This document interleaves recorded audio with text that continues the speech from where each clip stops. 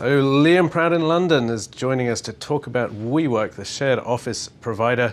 Now, we all thought it was going public. The private market valuation beforehand was $47 billion. Then we heard maybe it'll be 20-something, then 10. Now it seems like the company's postponing, at least for a little while, going public at all. But Liam, you've been looking at what's it really worth? I mean, if you say it's not going to grow like it's been growing and it's actually just a normal real estate company, what's it worth?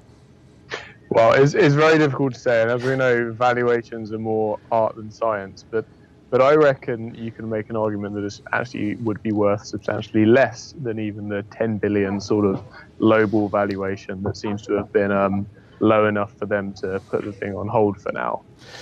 So that's a reflection, I think, partly of looking at, you know, the sort of normal non-tech, non-fairy dust competitor is a company called IWG, which runs brands like Regus and some others, right?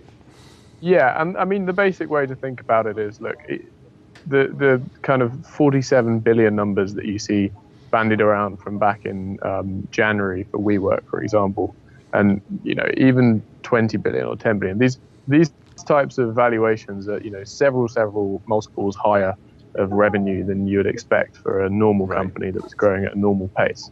And that's because they were premised on this idea of WeWork being a super fast-paced growth company. Now, if you can't IPO and unlock all this additional funding that is associated with that IPO, then growth has to slow down, because that's the only way the growth was going to be funded. Now, if growth suddenly slows down, then probably you start valuing WeWork more like IWG, which, as you say, is this prudent UK-listed competitor.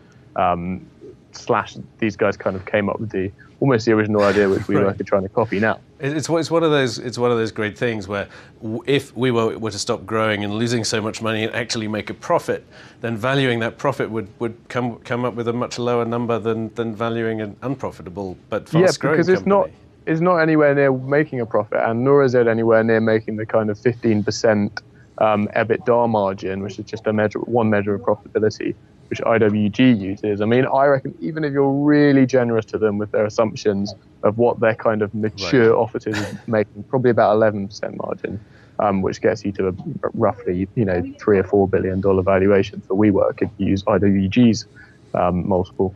All right, well, let's talk a bit also about that. You mentioned doing an IPO to unlock funding. Now, you know, WeWork's burning billions, you know, a couple of $1 billion of cash every year. It has some in the bank, but the idea of the IPO was to raise several more billion, and then there's a $6 billion debt facility the company's arranged, but that's contingent on a successful IPO that raises at least $3 billion. So that would be in total $9 billion more of resources, which, if it's postponing its IPO, at least unless it tweaks those arrangements in some way, it won't get that money. So the question is, how long does its cash last, right?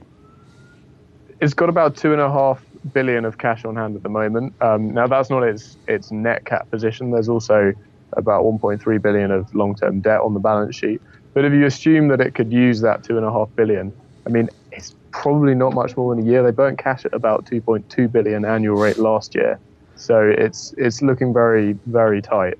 As you say, that all changes if they get this IPO away. Because if they can raise 3 billion, they get access to another 6 billion from JP Morgan and other banks. But that creates this really difficult chicken and egg problem for Adam Newman, who's the guy who co-founded this company and runs it. You know, he wants to keep growing. He needs the IPO to get money to keep growing. Right. But the IPO doesn't seem like it's going to happen because people aren't sure it's going to keep growing. So it's a horrible circularity which he's unable to get past at the moment. All right, Liam, thank you very much. We'll follow that story closely, of course, and we'll have more breaking views for you tomorrow.